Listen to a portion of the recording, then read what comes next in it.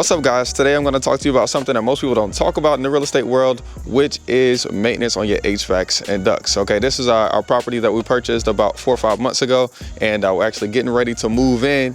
And through all of the surfacing, I started to think, well, how do I get rid of the little ass cat smell that I have? And one of my HVAC guys suggested air duct cleanings. So I actually got some super good pros with me, Air Titans, to help me understand exactly the full thing about ducts. Because realistically, over 400 houses, honestly, I've just left the ducts there and replaced the systems, or it has no ducts and we just get new ducts altogether. So look forward to having you guys on today. And so I'll have the guys introduce themselves real quick. Hi, my name is Tom.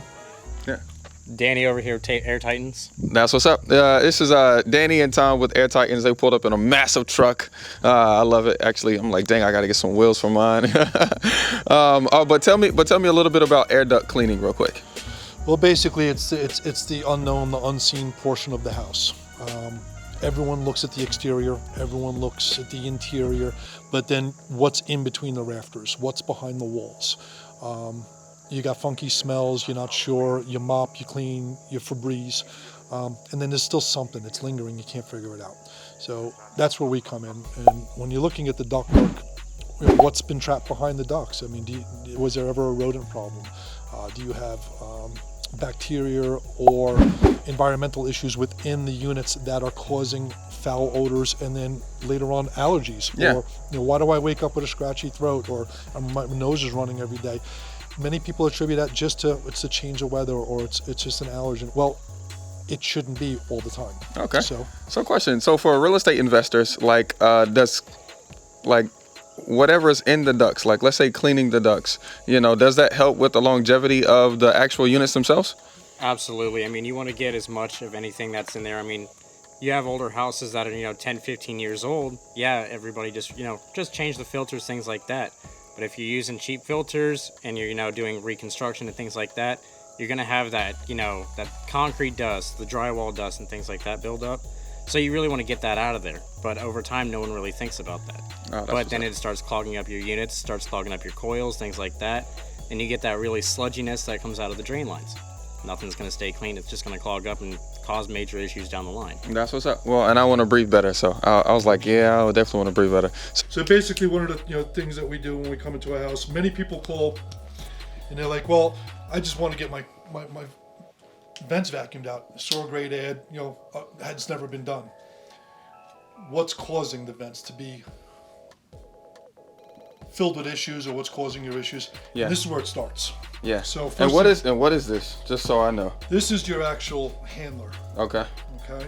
It's where your coils are, your blower motor is. It's where the air from the outside is sucked up into and then circulated throughout your house. So it's a constant recirculation. Okay, cool. Yeah, and sometimes we see these in the crawl space and in the attic. I guess it just depends. All depends on the build of the house. And Yeah. I'm glad yours is an open attic. Absolutely. So we're going to take a look at the filter. Big filter, by the way. Most filters are not, what's that, 4 inches, 5 inches wide. And Oh, that one doesn't look that bad. It's a good filter. Yeah. And you're right, it doesn't look that bad. But then we're going to come take a look inside the system itself.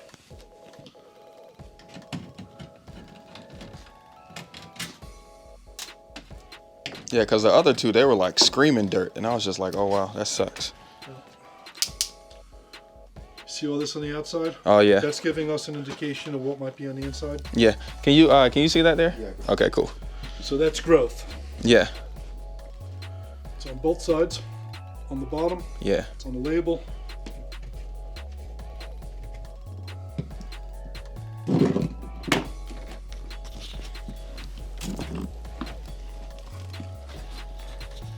Oh, yeah. And then all here. Yeah. This is all growth. It's all over your wiring. It's all inside here. So basically, it starts, then your blower motor kicks in, Yeah. and then boom, it's getting spread throughout the house. Exactly. So this is the blower motor, and then it has growth all on it. So essentially, anytime we turn on the HVAC or the AC, it's just blowing it through the house. You're blowing it through the house. Yeah. Yeah, and this is the thing that gets you the itchy throat or gets you sick more often than you would like to be. Yes. Yeah. So we'll look inside at the coils. The coils on this end don't look that bad, but all inside the blower motor, you can see it's all, I don't know if you can get in there. Here, I'll grab a picture. It's all caked in on the fins itself. Yeah. Yeah. Actually, I can see in there pretty good. So these are also like tires. I mean, Yeah. they've got balance pins on them. Yeah. This is gonna eventually throw things off whack. So question. So how do we like solve this? Is it as simple as we're just going in there and we're like, I mean, because we don't want to take like a air torch and just start blowing it around up here. Oh no. What do we do exactly? Danny, you wanna? So, with cleaning the blower motor and things like that, we want to disconnect power and everything like that. We want to pull it out.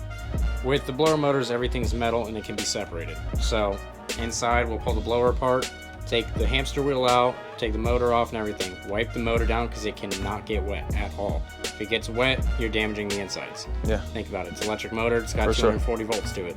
It's done. Absolutely. So, we take the blower apart, separate it, clean it all, pressure wash it, and then we go through and sanitize it. When we put it back on, there's only one way it can go on because it's the way it was balanced. If somebody goes to put it on the wrong way, it's going to cause problems in the end. Yeah. So this is not a do-it-yourself project. It can if you know what you're doing, but if you don't know what you're doing, you don't want to touch it because it could really end bad right there. Absolutely. And replacing it. Oh yeah, and they're not cheap by any means. Oh yeah. No, we got big ones. We got like the multi-zone joints. Oh yeah. Okay, so coolio. So this is just one, and most houses, well, some houses have one, others have two. I think we have four here. And so do you typically look at all of them, or you just clean one? Well, we look at all of them. We'll see the first one, and then we'll go to the next one. So we got the other one over here, and the other one over there. We also have the one downstairs. But if we see the one in, take it from it the way it is. But if you're in, a moisturous area, attics, crawl spaces, very moisturous, you're gonna have, it's gonna grow. Something's gonna grow in there. We don't know what. Any bacteria that has, dark area, moisturous area, and temperatures between 60 and 80 degrees. Yeah. So unless you want to be miserably cold or miserably hot, it's just going to grow because that's what everybody For sure. wants their houses at. For sure. Between 70, 77. It's going to grow in there. Without Okay. having, any protection in there, it's just going to grow. Okay. Perfect environment. I know we were saying. So what's our solution for my particular case? Like, what can we do today to help prevent it? To help prevent it, we can install our UV lights. UV lights, they give off, it's like having sunlight inside your unit. Yeah. So no matter what, it's going to keep anything from growing. We don't use any of the cheap lights. We have lights that we install directly in line. They're always on, 25/8. They're Yeah. never off. The only Nice. time they're off is when your 25/8. power's out. I like it. So, you're going to keep your coils clean. You're going to keep your blower clean. It's going to keep anything from growing, Yeah. which is going to be a great thing to have. We also use our plant-based sanitizer to kill everything that's there, but it's harmless to you, me, animals, kids, things like that. But it's very harmful for the bacteria that's in the system. For sure. You just want to keep everything clean. You don't want anything dirty. Oh, absolutely. Yeah, absolutely. Especially we got to breathe it in. Exactly. Yep. I mean, everybody, it depends if, some folks work from home, some, stay-at-home moms, things like that. You have kids. They're in the house 90% of the time, so you're just breathing in that same air over and over, but no one ever really thinks to, well, let me check the unit out. Let me call somebody to check the unit out. Awesome. Pretty much. Yep. Well, let's do it. All right. Yep. So basically, after looking at the outside units, we come inside the house as we did earlier, and we look at the units that's within the crawl space or the attic, wherever they're located, and that's where the growth starts.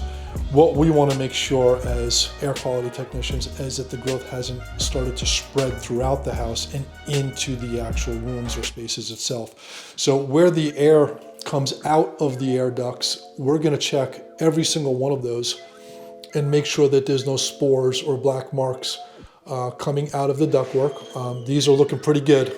So there's a possibility that it hasn't made its way all the way through the system yet.